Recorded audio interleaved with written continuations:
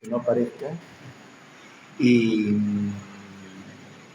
y en realidad siempre me juego a que editen, ¿no? ¿Visto? Que saquen todos los pedorros de los errores que generalmente ocurren. Este, así que bueno, todo un desafío. Che, ¿querés que apague los ventiladores por el tema del sonido? Y el micrófono está dirigido, así que yo voy a hacer esto. Entonces sí se va a escuchar bien. Y después yo voy a editar el audio para que se escuche bien, obviamente.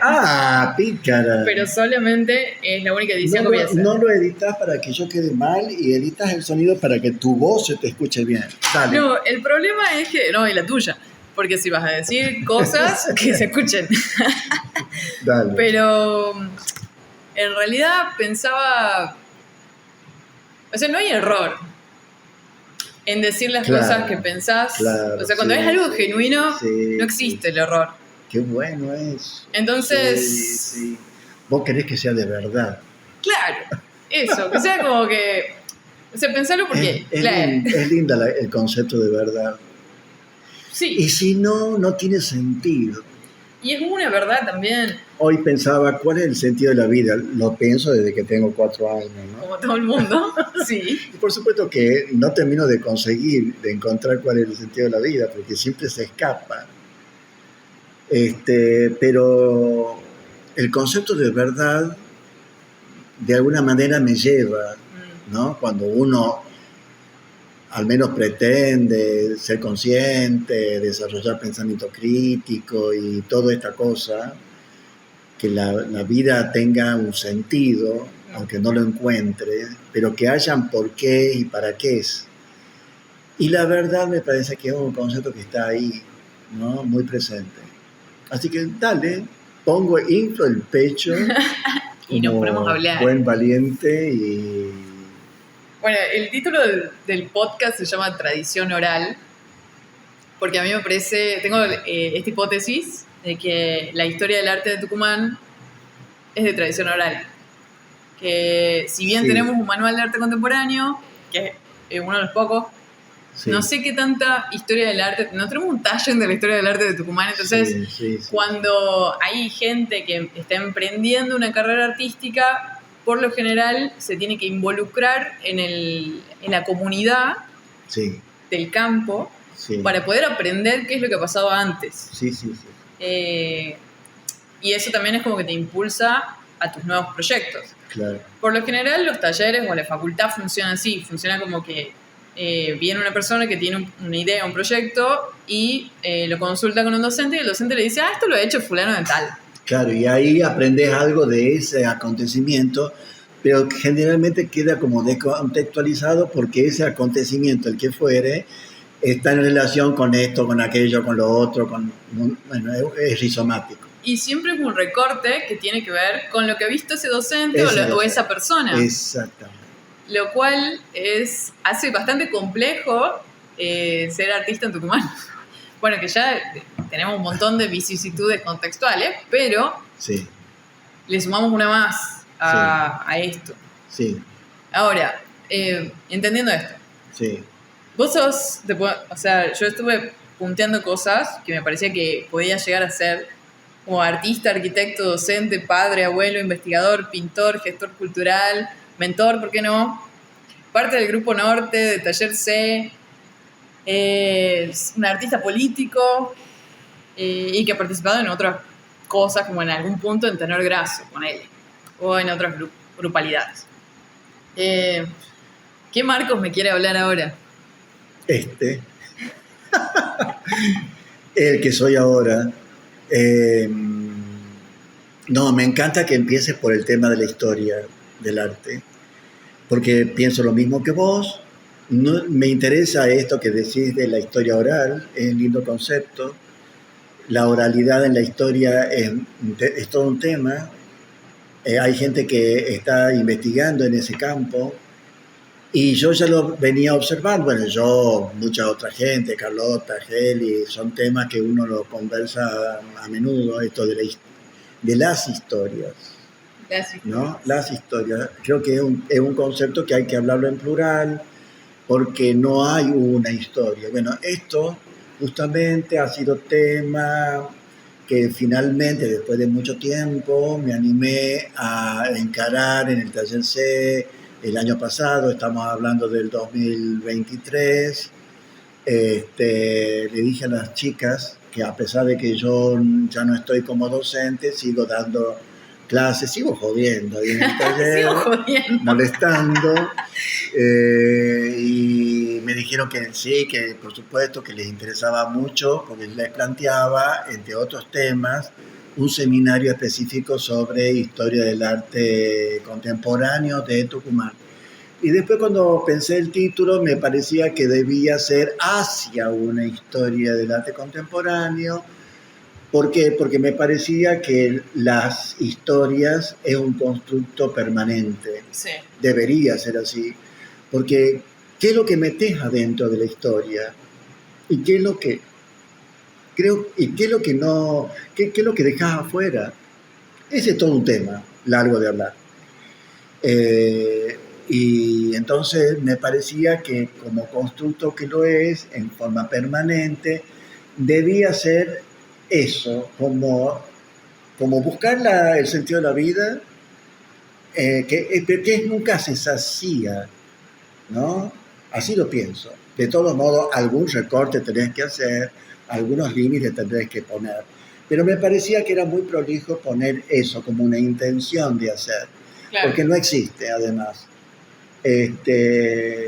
Más allá de que hay escritura, el manual que vos citás, editado por Carlota, es una gran obra, ¿no? Una gran empresa, pero y hay otros de otras escalas, etcétera, de otras visiones, etcétera. Hay algunas tesis ya defendidas, no todas publicadas, todo un tema. Complejo. No todas publicadas. Bueno, escritura que empieza a ver, un fenómeno que empieza a observarse desde los 90, especialmente con los posgrados, el desarrollo de los cursos y todo esto. Bueno, en la universidad, en las universidades. Entonces, ese es un punto. Y el otro punto que me pareció interesante de mi propuesta es que una alumna de la primera clase me dice, ay profesor, cuando yo habilito las preguntas, después al final de la primera clase, usted no habló nada sobre las grandes grabadoras o grabadores de Tucumán. Entonces yo le contesté que el taller que estábamos haciendo buscaba dictar un curso de historia del arte contemporáneo. Y lo que yo veía en la producción de las grandes, porque estábamos hablando de los años 80, Ajá. ¿no? Y en los 80, ese era el tema inicial, ¿no? Para mí el arte contemporáneo empieza en los 80. Uh-huh. Bueno, todo un tema para hablar también. No veía en la producción de las grabadoras y grabadores de Tucumán de esa época signos claros de contemporaneidad, ¿no? Sí, hay excelentes grabadores que generalmente en esa época todavía estaban en técnicas clásicas, con imágenes clásicas y propuestas lingüísticas, conceptuales todavía clásicas. Uh-huh. En cambio, yo sí buscaba hablar más bien de las rupturas de esos lenguajes tradicionales y empecé hablando de las propuestas del Grupo Norte que excedían el concepto de pintura y que excedían los comportamientos tradicionales tanto del artista, de la obra, como del público. Entonces me parecía que había que hablar más de eso, de lo que no se había hablado tanto, y dejar de lado, bueno, ahí hay un concepto desde el principio, y que me pareció muy interesante la propuesta de ella, ¿no? Porque me ayudó a aprender.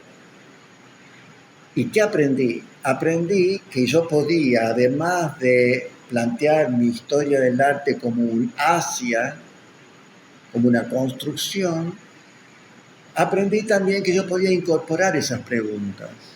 Claro. O sea, las tomé y luego de cada clase siempre había una imagen donde yo les decía, bueno, ustedes pueden escribirme, saben mi WhatsApp, saben esto, saben aquello, saben cómo encontrarme y háganme la pregunta o los planteos y yo los voy a incorporar en mi historia. Siempre y cuando tenga que ver con el recorte, que es arte contemporáneo, ¿no? Claro. Después, por supuesto, expliqué qué entendíamos o qué entiendo por arte contemporáneo como para que quede claro, ¿no? Bueno, son los límites del proyecto. Entonces, sí me parece muy interesante tu pregunta. ¿Cuál era? De hecho, no sé si te hice una pregunta. Pero no, sí. estaba hablando de que la historia del arte contemporáneo en Tucumán... ¿Contemporáneo dijiste? ¿Puede ser contemporáneo? No, la historia en general, la me historia parece. en Tucumán es oral. Sí, por lo menos Así en la historia del empezaste. arte. Esa es mi hipótesis. ¿Y cómo seguís? ¿Cómo sigo? Mi idea es recopilar la mayor cantidad de historias que pueda justamente en esta oralidad, inmiscuyéndome en realidad en todos los temas que se puedan llegar a querer tocar dentro de la conversación sin demasiados estándares. O sea, que sea una conversación fluida, hasta coloquial si querés, que no tenga tantas bajadas estructurales, conceptuales, etcétera, sino más bien me interesa saber qué es lo que vos pensás, cómo la ves, cómo la ves, porque o sea, menos académico. Mucho menos académico, pero no vamos a poder evitar. Pero yo no puedo dejar de ser académico porque es mi vida. Ninguno de los artistas que he entrevistado puede dejar de ser académico. Ningún artista puede dejar de ser académico porque en algún punto... porque en mi caso, por lo menos, se borran los límites de mi vida familiar con mi trabajo, con mi producción artística. O sea, ha sido todo parte de lo mismo. Bueno, es que me parece que sí. Entonces, volviendo al tema, me va a resultar difícil no ser académico porque es como estructural, ¿no? Claro, mi pregunta en realidad fue... al psicólogo para hacer un lavado de cabeza para responderte. Bueno, dale. Entonces, ¿Qué Marcos me quiere hablar? El que te está hablando. Me parece bien, me sirve.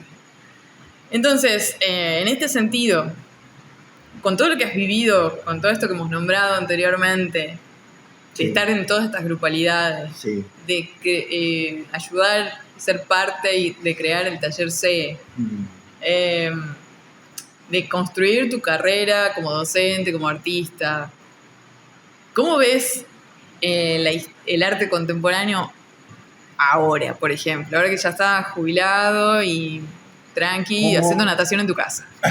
¿Cómo ves el arte contemporáneo ahora, hoy, en este momento? ¿El arte contemporáneo dónde? En Tucumán, siempre en Tucumán, todo en Tucumán.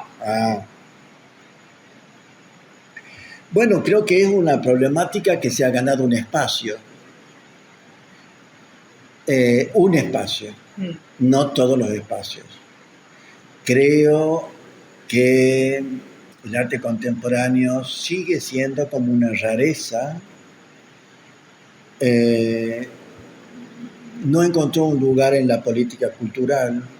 O sea, no vas a encontrar nadie siendo director de cultura, ni de secretario, ni jefe de no sé qué, que esté involucrado con el arte contemporáneo. Si lo hacen es por una cuestión democrática. O sea, también le damos un poquito a esto.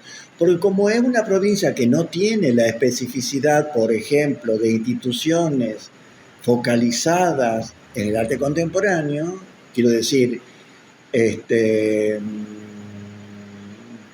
los museos, por ejemplo, o los centros o los espacios de exhibición que sean institucionales, ¿no? No me refiero a los espacios de exposición organizados desde los artistas, que es otro campo, por suerte existen, sino a aquellos que son más institucionales y que están más relacionados con recursos del Estado o de fundaciones o cosas como esas. Me parece, no vas a encontrar gente muy involucrada en esta problemática y generalmente tienen un rol mixto, o sea, un poquito de cada cosa, ¿no? Lo que no sucede en Buenos Aires, donde las instituciones están diferenciadas. Este hace arte clásico, este hace arte contemporáneo, este se dedica a lo moderno, etcétera, ¿no? No hablo de centros culturales porque el centro cultural se maneja con otros principios, ¿no? Así que eso, creo que el arte contemporáneo en Tucumán ha ganado espacio, pero está también limitado por aspectos que hacen a una cuestión sociológica, antropológica, política, etcétera, que constituyen sus límites, ¿no? Sin embargo, también tiene sentido porque la característica esta de lo contemporáneo puede llegar a ser difícil de abordar para gente que no está dentro del arte. Eso lo entiendo. La gente ve una banana pegada en la pared y no entiende, y se pregunta, ¿eso lo hace cualquiera o qué hace que eso sea arte? Sin embargo, no existen políticas tampoco de conservación, porque, por ejemplo, nos llenamos la boca hablando de Lola Mora muchas veces, y creo que es la única que se conserva en Tucumán, si es que se hace de manera hasta, no sé, como un deber, como un derecho, como, no sé si está por ley, de hecho, debería averiguarlo, pero no tenemos políticas de conservación claras con respecto a las artes visuales en general, no solamente al arte contemporáneo, sino que en este sentido, si a los políticos o a los funcionarios y funcionarias les importara el arte, las artes visuales, está bien que no te importe el arte contemporáneo, pero... Al menos que te importe el arte. Al menos que te importe el patrimonio. Claro. Me parece que hay, que en ese sentido, claro, no es un problema solamente del arte contemporáneo, sino que es un problema de patrimonio. Claro, es un problema del arte y la cultura en nuestra sociedad, ¿no? ¿Cómo la entienden nuestros administradores del Estado? ¿Cómo la entienden al arte? Yo creo que hay muchos prejuicios. Siguen entendiendo de que el arte es esa cosa que sucede en algunos teatros o en algunos museos. Ni ellos consumen. No creo que lean, por ejemplo. No, yo te apuesto que lo consumen. Yo estoy segura que lo consumen, pero no lo consumen acá. Bueno, eso también. Por eso, bueno, son largas hay mucho para hablar porque también ha sido una de las políticas que conversé mucho tiempo con Mercedes Viegas, de la necesidad de que Tucumán estuviera más presente en Buenos Aires, en determinados espacios, especialmente en Arteba. Yo sé que es una feria, que es comercial, ya sé todo eso, porque puede ser mal visto lo que acabo de decir. ¿Para qué querés estar en Arteba si es un mercado de... Pero para vender. Para vender. Exactamente. Pero porque los artistas también somos trabajadores. Necesitamos comer, necesitamos vender. Exactamente. Yo la veía por ahí. Claro. Además de verla por otros lados, porque si hay que resolver algún problema, lo tenés que resolver desde diferentes vías de acceso, ¿no? Claro. de distintos planos. Uno de los planos difíciles en Tucumán, como la mayoría de las provincias, es considerar el arte como trabajo, y eso significa el acceso a una ganancia en términos de dinero. Claro, cuando yo hablo de esto, inmediatamente viene la imagen, pero vos sos un mercanchifle, que el mercado crea moda y que el mercado del arte hace desastre y que se construyen artistas de la nada porque es puro burbuja comercial. No, no estoy hablando de la especulación, de los aspectos negativos del trabajo del arte que existe, y todo eso es cierto. Estoy hablando simplemente de que alguien que produce arte pueda vender en algún lugar lo que él está haciendo. Y desde esa perspectiva me parecía muy bien utilizar, acceder a Arteba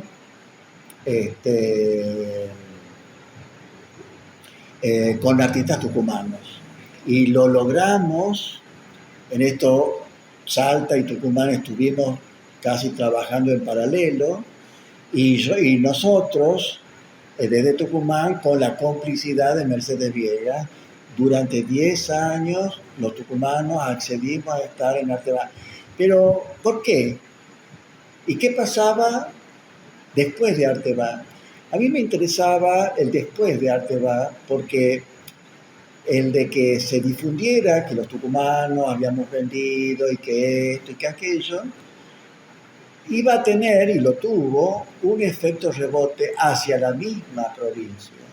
Porque lo que hay que construir, además de público, instituciones, el sistema, hay que construir un sistema, ¿no? En todo caso hay que reconstruirlo, porque el sistema existe, pero es errático. Claro. Bueno, largo de hablar. Me tendría que hacer un podcast para cada subtema, pero el sistema hay que rectificarlo, hay que hacerle ajustes. Necesitamos que funcione más allá de la fecha de la exhibición, del estreno, de la inauguración. Eso que se inauguró debe ser posible de ser vendido. Para que sea vendido tiene que construirse la idea del coleccionista. O simplemente generar el deseo de yo quiero eso, yo quiero comprar eso. Generalmente los que compraban arte en Tucumán iban a Buenos Aires y compraban marcas legitimadas en Buenos Aires, ¿no? Abundan los ejemplos. Los grandes maestros del arte argentino son los grandes maestros porque alguien los compró y porque además estaba legitimado por las becas del Fondo Nacional de las Artes para aprender a pintar en Europa. Es típica. Bueno, yo leí eso y digo, acá hay algo que aprender y que actualizar. Si la gente que tiene una moneda en Tucumán y ve que los tucumanos se legitiman también en el mercado del arte, quiere decir que puedo comprarme algo de los tucumanos que está interesante y decir, che, este es de fulano. Yo quería lograr eso. Me fue bastante bien porque durante 10 años Tucumán, y después siguió, ¿no? Yo digo durante 10 años porque fue la política sostenida por Mercedes Viegas, que fue clarísimo, y además hay una publicación que habla de esto, ¿no? Sí. Entonces, esto fue interesante. Si vos ves el perfil de la producción de arte, a partir de luego de la crisis del 2001 y te diría, esta época floreciente económica del 2008 más o menos, donde Argentina se empezó a reposicionar en lo político, en lo institucional, en lo económico, coincidentemente esta especie de renacer luego de semejantes crisis los tucumanos empezaron a comprar tucumanos. Entonces, no sé, ya estoy medio perdido con tu pregunta, que no son preguntas, pero ¿a dónde íbamos? Bueno, en este sentido, no vamos a ningún lado nunca, así que no va a ser como esto de pregunta-respuesta, así que perdete tranquilo. En este sentido, me parece que fue un análisis bastante certero. Sin embargo, es como que... Vos me preguntabas, perdón, sí. De alguna manera lo entendí como una pregunta, si cómo veía el arte contemporáneo en Tucumán. Creo que ese era el detonante. Bueno, me fui al carajo otra vez. Lo veo así, que está bien, que está sucediendo, ni hablar de los artistas, ¿no? ¿Para qué hablar de los artistas? Ya sabemos, ¿no? Ya sabemos los comportamientos hacia adentro, la coherencia de nuestros artistas, la coherencia militante de crear ese espacio, esa pared, que tengo un ángulo, tengo la no sé qué, la piecita. Algunos han hecho de su cuarto, pero siempre me acuerdo de Maxi, sí. Que íbamos a la inauguración de su exposición y era la cama. Era el cuarto de la pensión. El cuarto de la pensión. O sea, hemos hecho, no sé, la sala, el concurso de Guillermo de Muy Bellas. Estefani. Sí. El concurso en un museo ideal inexistente en lo físico. Hemos hecho de todo. Bueno, coherentes porque esta gente le ha puesto el cuerpo, la imaginación y el trabajo para hacer, ¿no? ¿Y no te parece que en ese sentido... Genial. Militantes. Claro, el arte de Tucumán, bueno, siempre comparando con Buenos Aires, porque no podemos evitarlo, por lo general todos los artistas y las artistas que salen de la Facultad de Artes, de una universidad pública, sí. De distintas clases sociales, sí. Y no siempre de la misma. Sí. Con distintas herramientas, con distinto background, pero es como que siempre pasamos por la institución pública de la UNT y en base a eso se va construyendo la carrera lejos de un mercado de arte. Esa característica de que esté lejos del mercado de arte, ¿no te parece que es, sí. que es como que le aporta la coherencia esta de la que vos hablabas? Sí. Creo que el artista creo que entiende en todo ese proceso de formación universitaria y post, entiende de que si no se mueve, no es el cuento de la Cenicienta, mamita. No va a haber ningún príncipe que venga a medirte ningún zapatito. Claro. Vos tenés que buscártelo al príncipe. Si es que existe, vos tenés que salir y buscarte algún zapatito que te calce, ¿no? O sea, ser proactivo, ¿no? Y para esto necesitas una mirada política, ¿no? Y entonces mucha gente se organiza, como a veces es difícil, porque somos muy jóvenes, porque no sabemos cómo hacerlo, porque no sé cómo entrar o empezar. Muchas veces los jóvenes se organizan en grupos, esto, aquello, ¿no?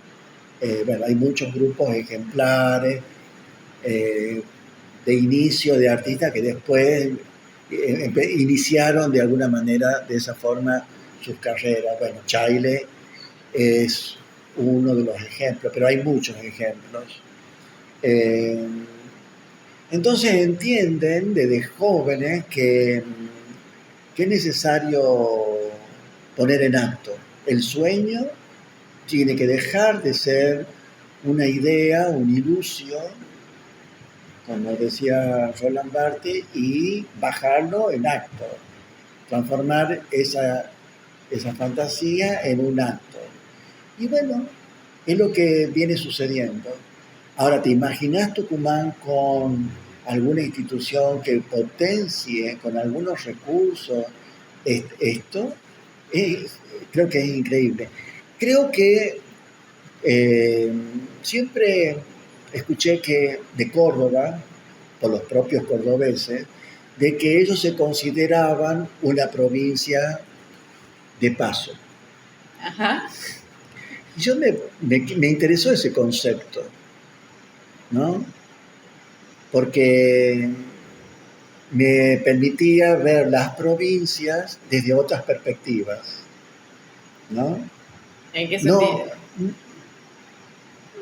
no como no solamente como yo lo veía hasta entonces, no solamente como un lugar para estar, o sea, nacer, crecer, reproducirte y morir, ¿no? Sino que eso podía tener distintos comportamientos, o sea, dinámicas, y que las provincias no son iguales. Bueno, ya lo sabemos. Sí, obvio.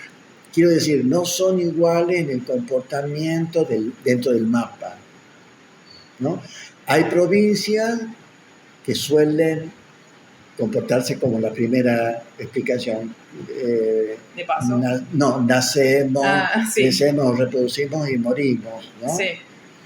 Generalmente muy apegada a las tradiciones, a la artesanía, que está muy bien, puede ser muy bien. Y hay otras provincias que necesitan circular. Bueno, Córdoba es la típica de paso por su lugar geográfico, todo que ver con lo que te estoy hablando, y generalmente, por supuesto, todo lo que se mueve puede tener un horizonte, una luz al final del camino. Hay que hablar en los términos de la era, que Claro, cuando habla de la era, son epocales los términos. Sí. Quiero decir, Buenos Aires siempre ha sido como el gran objetivo, ¿no?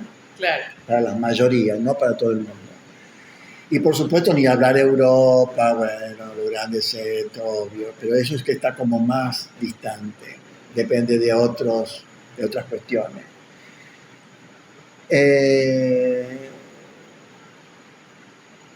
Creo que Tucumán es una provincia mixta, ¿no? Los otros provincianos que también vinieron a estudiar generalmente no se han quedado.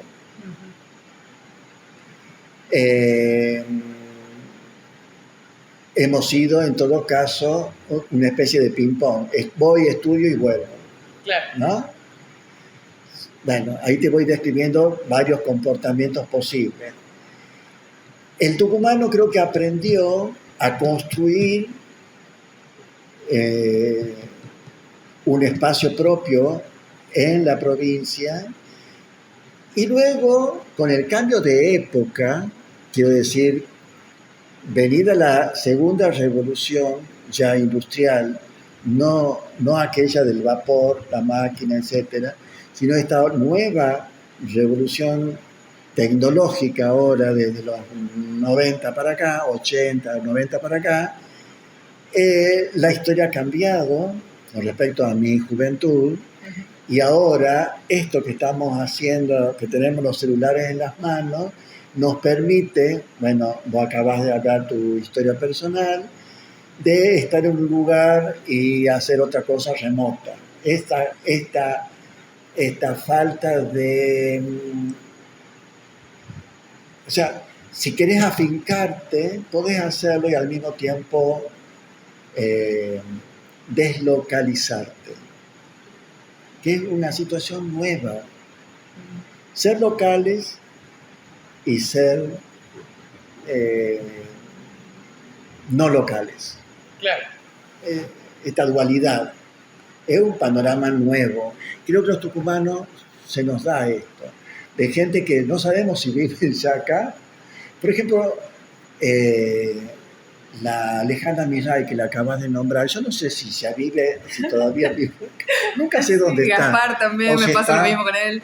Gaspar, Claro. o si está en Buenos Aires y cuándo ha venido. Ya ni siquiera me importa, Eso, ya cuando ya está no me acá importa. lo quiero ver nada más. Claro. Sí, es como que ya no Eso importa. es muy lindo que nos pase. Sí, Eso y es que muy me parece lindo. que nos pasa un montón como comunidad eso. Sí, yo coincido con que podemos llegar a ser una provincia mixta, porque también esto de afincarnos, me parece que ha sido una gran decisión provincialista, porque si bien hay un montón de gente que quería, porque también es como que, digamos todo, cómo se forma la carrera de un artista implica un status quo. Vos para ser un artista que trabaje dentro del arte contemporáneo, por lo general, es casi menester pasar por el taller C, aunque sea como vocacional, o aunque sea 3 semanas.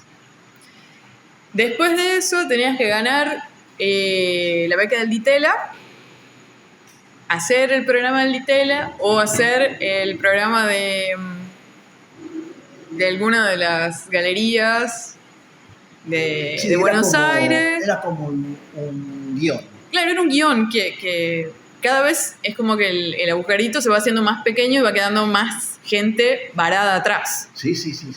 Entonces, como que sí estaba este sueño de Buenos Aires, pero creo que mucha gente que o no entró por el agujerito o no quería entrar,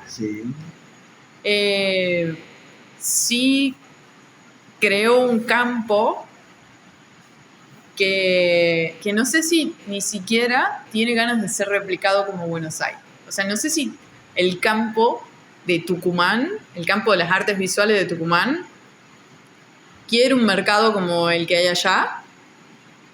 No lo sé si quiere, o sea, sé que quiere un mercado, obviamente, pero no sé si quiere que sea exactamente igual. O sea, porque me parece que con todo esto que estábamos diciendo, de que todos estos artistas pasan por la universidad pública, que justamente la universidad pública, como es el único programa de artistas que tiene hasta ahora, crea como una variedad. En Buenos Aires tenés los que han estudiado en el Ditela, los que son autodidactas, los que han estudiado en el UNA, que por lo general no están en la escena del arte contemporáneo. La gente del UNA, que era el Pueyrredón, me parece que se llamaba antes. Sí. Pero es como que sí se arman más nichos. Y el mercado sí es una vara para medir la cantidad de nichos que existen. Pero no sé si en Tucumán hay tanto nicho y que los nichos que existen son más parecidos entre ellos de lo que quieren admitir. Sí. Entonces, para construir un campo que sea esto, que tenga todas estas características que decimos, que le dé trabajo a los trabajadores de las artes, que promueva la conservación, el patrimonio, que sea importante para la sociedad tucumana, etcétera, etcétera. No sé si realmente ese ideal de campo o ese ideal de escena que queremos es tan parecida a la internacional, incluso a la de Buenos Aires. Está bueno que hayas dicho esto de que es un campo mixto, porque yo también lo veo así. Es un mixto. Es súper mixto, pero sí. No solamente con estas contrapartidas de la gente que se va y la gente que se queda, sino que hay gente que ni siquiera tuvo la oportunidad de soñar irse, tal vez. Ni siquiera eso. Dentro de todo lo que es el menjunje del campo de las artes visuales, que es como mucho más amplio de lo que pensamos, ¿cómo la ves? ¿Cómo sería si visualizáramos así nuestro campo ideal? O sea, el pico, nuestra época dorada, nuestro renacimiento, nuestro 580, no sé. ¿Cómo sería para vos eso? ¿Cómo se vería? Mira, no, a ver, lo que vos estás hablando me genera muchas ideas.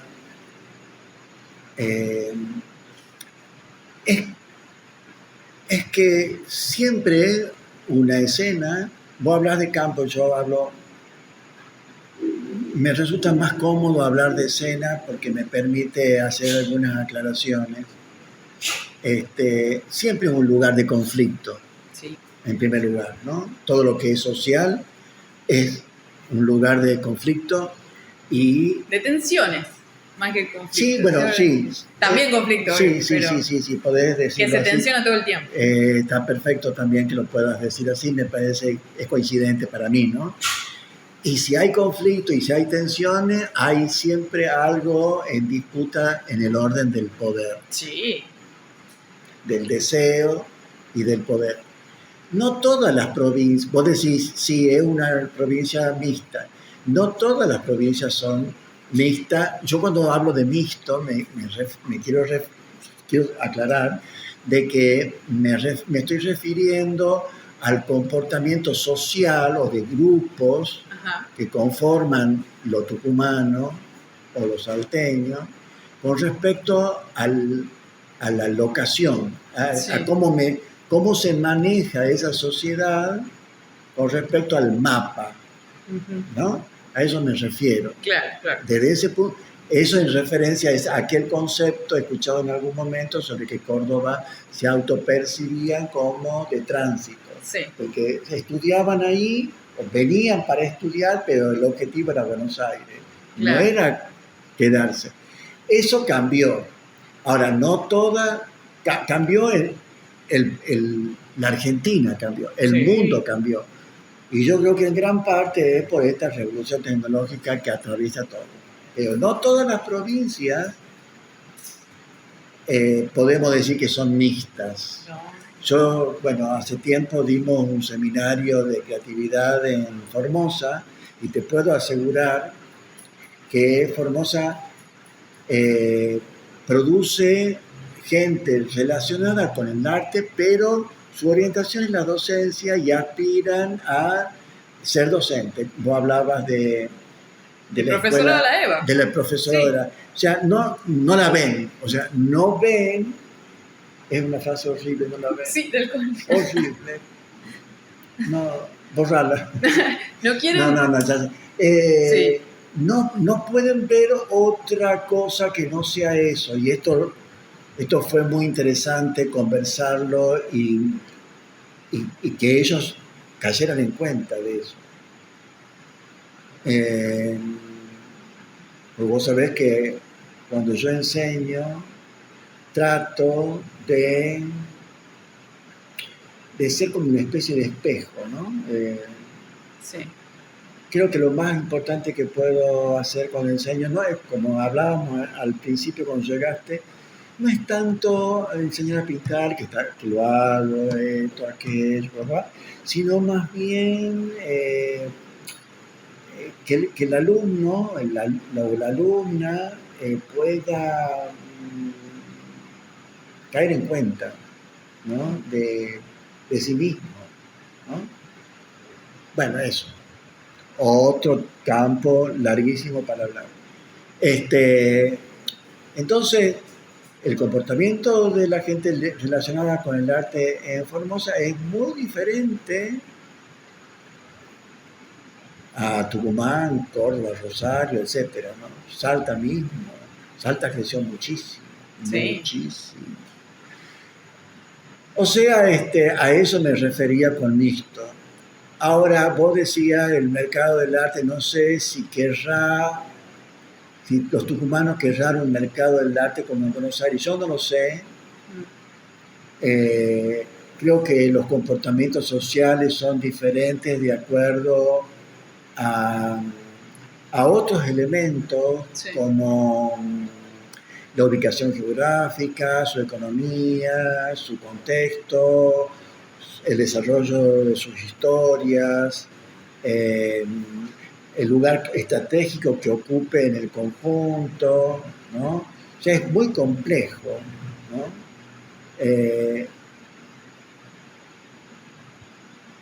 De hecho, que no lo va a hacer porque no hay un desarrollo de mercado en el sentido general. O sea, ese gran mundo de la transacción. Claro, no tenemos industria ni siquiera. No tenemos industria, no tenemos esto, no tenemos aquello.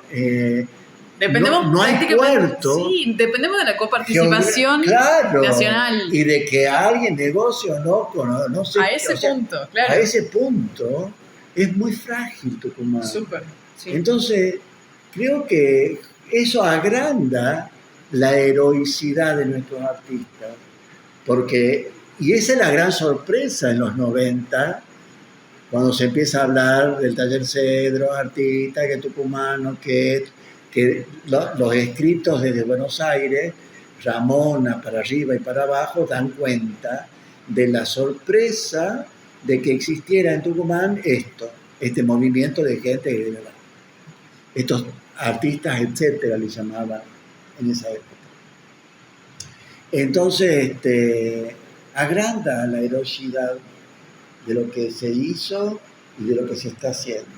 Y los resultados son asombrosos. Sí. Son impresionantes. No sé cómo lo hicimos. No. Se hizo. Sucedió. Fue hermoso. Bueno, está siendo hermoso. No lo doy por terminado, por supuesto, porque la fiesta sigue. Pero sí creo que estamos pasando por un momento difícil. Sí. Especialmente difícil. Bueno, será una buena época para seguir aprendiendo. También fue muy difícil la época del 2000-2001, porque esas dificultades fueron las que generaron grupos como el Ingenio y todo lo que estamos hablando. O sea, lo que pasa es que uno se cansa de tanta crisis. Sí. Uno se cansa de, a esta edad, ya seguir remando en dulce de leche. ¿Me entendés? Uno quiere... O sea, yo me quisiera relajar un poquito y que venga una más fácil, un poquito más fácil. Me parece que no nos dan un break desde los 60 a los tucumanos en general, toda la Argentina. Cada 10, 15 años tenemos un conflicto. Sí. Y siempre somos prueba de algo. Sí. Escucha, hablando, ahora que nombraste el Ingenio, ¿en cuántas grupalidades estuviste a lo largo de tu vida? ¿Podemos nombrarlas? No estuve en el Ingenio, Ah, bien, pero bueno, ya que estamos... Pero estuve muy ligado al Ingenio por Geli, a través de Geli, y bueno, porque casi todos, no todos, casi todos eran alumnos o egresados del taller C, entonces era como muy fuerte, ¿no? Pablo Guiot, bueno, no me gusta dar nombre en estos casos porque además el Ingenio creo que ha sido el colectivo más grande. Mirá. En número de gente, ¿no? Sí. Es imposible que me acuerde de todos ellos. Bueno, pero en las grupalidades en las que vos estuviste. Valiosa. Sí, ¿qué me querés preguntar ahí? ¿Cuáles son? ¿En cuál las podemos nombrar? Sí, el Grupo Norte fue la primera. Después hubo como un pequeño grupito, una especie de resabio de aquel Grupo Norte, que fue el 4x4, que finalmente fue solamente una exposición en Córdoba, un par de cosas. No hubo un comportamiento grupal, ¿no? Sino más bien una cosa más práctica.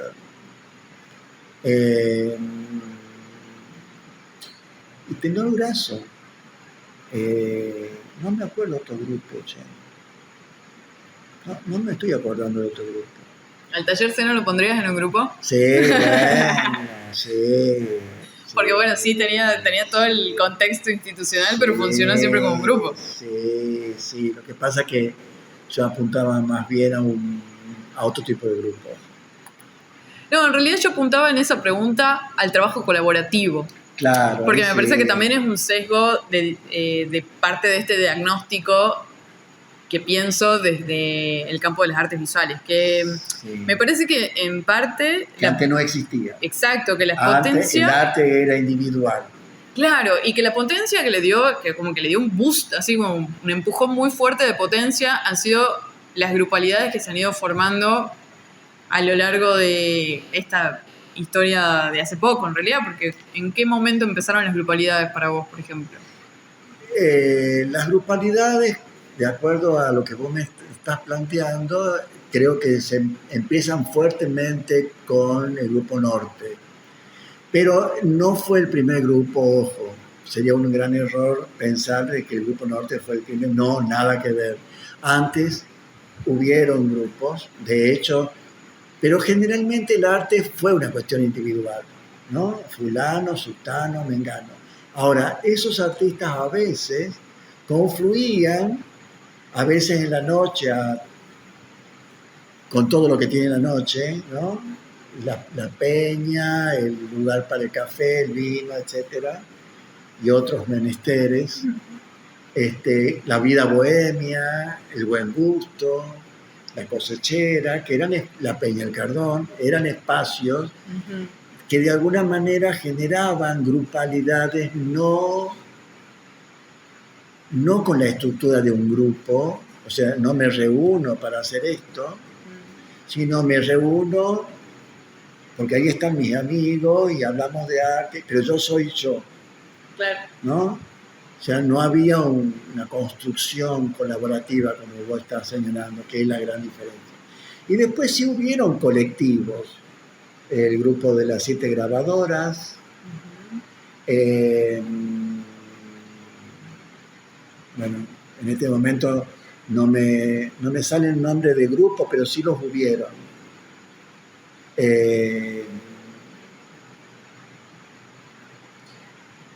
Sin embargo, o sea, yo sé que me ha llegado información. Perdón, te voy a Sí. interrumpir porque Dale. hay un precedente del Grupo Norte que fue el grupo Artistas de los 80. Ok. Creo que se llamaba así.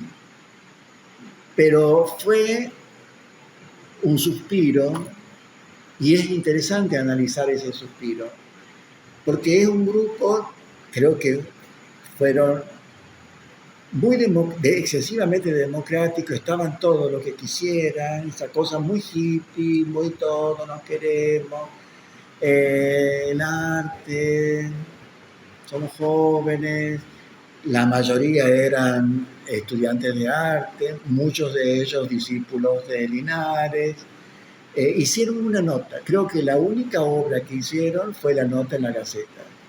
Ajá. Después no escuché nada más de ellos. No llegó ni a hacer una exposición. Pero sí se proponían cosas muy lindas, demasiadas cosas, porque querían hacer exposiciones, reunirse a estudiar, a formarse, generar actividades, dictar talleres, todo. Y todo así, todo era demasiado romántico, porque era una ilusión, no había un proyecto. Vos para armar un proyecto necesitas pisar la tierra. A ver, empecemos por acá. ¿Cuál es el plan? ¿Por dónde vamos a empezar? ¿Cómo seguir? Bueno, bla, bla, bla. No había nada de eso. Y tampoco había un liderazgo, como para decir, bueno, vamos para allá, ¿no? Claro. Entonces duró lo que duró la nota. Pero de eso, algunos estuvimos atentos y cuando se presentó la oportunidad, armamos el Grupo Norte. Pero ya con un programita, queríamos hacer una exposición de estas características. ¿Cuáles? Queríamos pintar, pero investigar en el espacio real y salir del cuadro y avanzar no sé qué y agregar no sé qué. Y ahí ya estaba el germen de esa semillita de lo que fue luego un planteo. Yo creo que ahí Celia Terán tenía razón, ahí se estaba gestando algo más que una exposición. Sí. Había un deseo de salirnos del cuadro. Bueno, después muchos quedaron en el cuadro, eso lo seguimos viendo hasta hoy, con algunos miembros de ese grupo que siguieron pintando, dibujando, y está todo muy bien. Y luego hay miembros de ese grupo que se salieron. Se movieron a otros. Que incluyeron otros derroteros. Claro, se movieron. Sí. Mira, qué interesante, porque pensé, así como lo nombrás ahora, parece que fuese como un grupo para experimentar curadurías. ¿Cuál? El Grupo Norte, porque es que queremos hacer una muestra con ciertas características. Sí, porque veníamos hablando, claro, y leyendo cosas que pasaban allá lejos, ¿no? Y venían informaciones de bienales y de esto, y que están haciendo aquello, y que eso eran las novedades. Las novedades muchas eran orales, hablando de oralidad. Alguien había viajado, había escuchado, había leído. La información no circulaba como ahora. Así, vos para informarte o leía las noticias de la Gaceta, que siempre eran muy limitadas, imagínate, quien escribía todavía entonces en la Gaceta era más que un crítico de arte, estoy hablando de los 70. eh, Después pasaron otras cosas, pero hasta los 70, 80, el crítico de arte era más bien un comentarista que leía y recortaba y reproducía las estéticas tradicionales. Estamos hablando de una época muy definida que fue la moderna, Claro. ¿no? Eso, el arte moderno. O sea, Spilimbergo, Siqueiro, bla, bla. Cuando mucho Bacon, hasta ahí, ¿ha visto? Claro. Eran los límites de lo soportable. Bueno, y ahí está, ahí luego entramos nosotros, Claro. esto otro, justamente.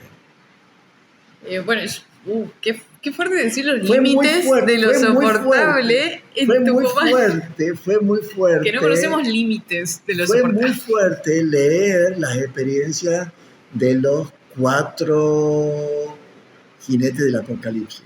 Ajá. Porque ellos, reconociéndose neofigurativos, empezaron algunos de ellos a incluir otras cosas como Noé, que para mí es un artista muy importante, para mí es un modelo, para mí, porque además el tipo teoriza y produce casi en simultáneo, ¿visto? Y eso me parece, y gestiona en simultáneo. Y a mí eso fue muy importante. Es que conocer un artista así, nunca tomé clase con él, nada, más que 2 conversaciones y punto. Un tipazo. Bueno, él empezó a incluir estas cosas raras como la madera, la pintura, el lienzo roto, qué raro. Bueno, el Grupo Norte de alguna manera incorporaba estas novedades. Ahí. Claro, les picaba el bichito de seguir experimentando por ahí. Sí. Bien. No, lo que te estaba por decir es que me había llegado data a mí de que la Peña del Cardón, el inmueble de la Peña del Cardón, de hecho la casa donde está la Peña del Cardón ahí en la calle Congreso. No, Las Heras. Las Heras, perdón. Fue adquirida en parte por donaciones de los artistas que se juntaban ahí, los artistas visuales. O sea, gran parte de lo que constituyó la Peña del Cardón después, incluso eso, la compra de un inmueble, ha sido también gracias a artistas visuales. Entonces, no sé, me parece que si bien eran individualidades en la grupalidad, ya había una grupalidad. Sí, como te dije, pero tenían otras estructuras, otros modos. No eran colectivos como los que podemos concebir ahora. Claro. Pero y sin embargo se hicieron cosas, o sea... Se hicieron muchas cosas, claro. Tucumán siempre fue una escena interesante. Siempre. Sí, es muy raro, porque a mí me parece, me parece que de Tucumán es una ciudad muy violenta en general. Violencia en el sentido, sí, Argentina es muy violenta. Pero Tucumán es especialmente violenta, por eso sí, es como... Sí, es verdad. No... Es verdad. Yo no sé si conocemos límites de lo soportable porque hemos soportado un montón de cosas, Así un montón de cosas. Así un montón es. de traiciones, un montón de malas gestiones, un montón de... y a mí me parece sumamente extraño que tengamos la escena, el campo de las artes que tenemos, y a la vez no, porque, bueno, tiene sentido porque tenía que salir por algún lado, teniendo estas bases, teniendo bases de tanta violencia encima, de que la UNT haya tenido mayoría de desaparecidos en democracia y en la operativa independencia, que haya desaparecido tanta gente tan importante para nosotros y nosotros de eso sigamos construyendo análisis crítico, conocimiento, estética. Así es. Me parece muy raro, muy extraño. Pero a la vez no, porque del horror tiene que salir algo. Sin embargo, es como que siempre nos quedamos en un loop con respecto, por lo menos, a la manera en la cual constituimos nuestra comunidad. Como que no sé si estamos saliendo de un loop de la catarsis, por decirlo de alguna manera, pero es como que la conformación de la comunidad siempre viene desde esto que vos decís, desde lo individual. Como que nos juntamos, cada vez que hay algo que le pasa a alguien, a algún artista, y esto es un sesgo capaz que argentino, nos juntamos para que se solucione. Alguien está enfermo, necesita el dinero, se soluciona. Sin embargo, no sé, no nos pedimos tanta... No nos apoyamos tanto en el otro, me parece, para otras cosas que capaz que son más simples, como un montaje. No sé, es como que eso ya es más recelo, ya es como, no, esto es mío, yo lo tengo que solucionar. ¿Cómo ves cómo se construye esta comunidad de las artes visuales, comunidad de artistas, ahora?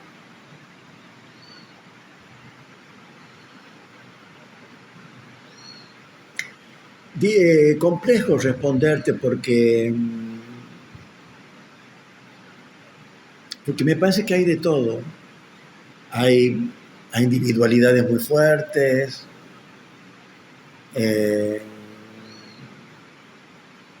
y hay gestos maravillosos, ¿no?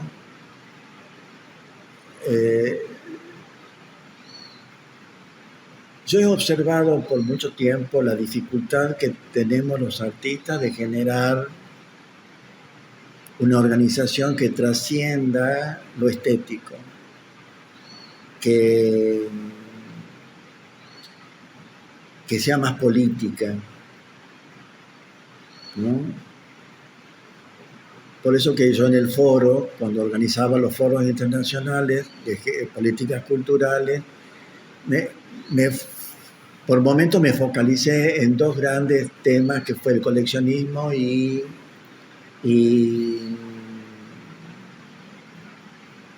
el tema no del gremio, sino de debatir, discutir el tema de cómo defender nuestros derechos como laburantes, ¿no? Y son dos temas muy complicados, quizás, no sé, porque son temas que dependen de nosotros, pero no dependen tanto de nosotros. El coleccionismo no depende tanto de nosotros, ¿no? Depende de que alguien quiera comprar. Primero que tenga la guita y después que quiera, del deseo, ¿no? Bueno, creo que nos debemos, estamos en deuda con respecto a esa problemática.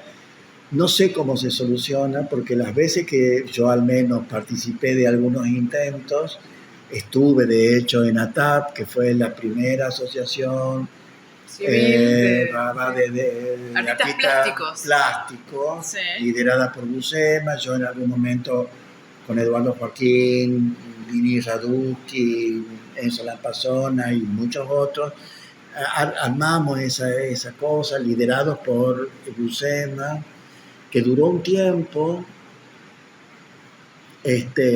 No era fácil, tenían las limitaciones, había un liderazgo muy fuerte, y después se produjo el gran despelote interno a partir de la persecución de Bernardo Quijó.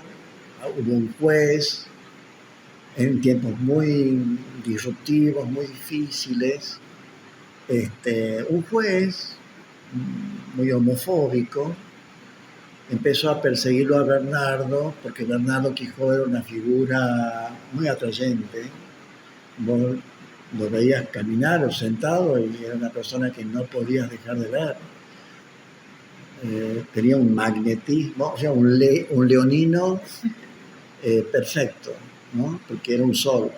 O sea, él donde estuviera iba a atraer la mirada de todos y todas. Imposible no verlo. Y además en el Buen Gusto, donde ocurría todo, o en el teatro o en la cosechera, donde él estuviera caminando incluso, era muy atractivo. Y bueno, este personaje empezó a complicar la vida, pidiendo documentos, esto y aquello. Entonces, los amigos, colegas, compañeros de Bernardo empezamos a trabajar para apoyarlo, cuidarlo, etcétera. Organizamos cosas, yo ahí metido. Y a Gusema no le gustaba tanto esta movida, y entonces en algún momento, porque pedimos el apoyo de la TAP, y en una reunión se llenaron de artistas mayores y nos ganaron en la votación.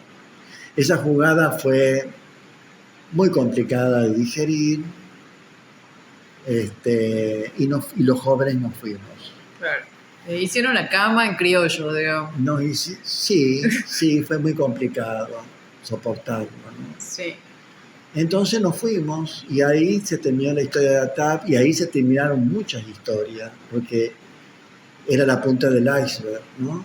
Lástima porque Gusema creo que concitaba mucha atracción, había un liderazgo muy interesante, ¿no? Bueno, creo que fue una bisagra para él. Nosotros los jóvenes hicimos otras historias. Claro. La vida continúa. Después generamos otras cosas, ¿no? Otras colectividades, ¿no? Porque después fue lo de Sergio Tomatis en el parque, con aquello de la censura, del enmascarado no se rinde, y ahí estuvimos otra vez los jóvenes protegiendo, cuidando y organizándonos para defender los derechos de Sergio, y armamos una organización que se llamó En Defensa de la Cultura, una cosa así, y me acuerdo cómo se llamaba, ahí debe estar el nombre. Guardo todavía en el archivo los afichecitos y todo. Y armábamos eventos para juntar unos recursos que nos permitiera generar unas actividades, bueno, en defensa. Y había una demanda muy disruptiva de derechos, exigíamos más presupuesto para la educación y la cultura, más esto. Bueno, las consignas que llegan hasta hoy. Sí, tal cual, ¿no? Las mismas. No han cambiado tanto. Bueno, la cosa es que eso. Pero no pudimos pasar de esas instancias iniciales. En ese campo, la gente de teatro nos lleva mucha delantera. Y yo creo que el tipo de trabajo nos marca mucho en lo político. En lo político como acción, ¿no? Claro.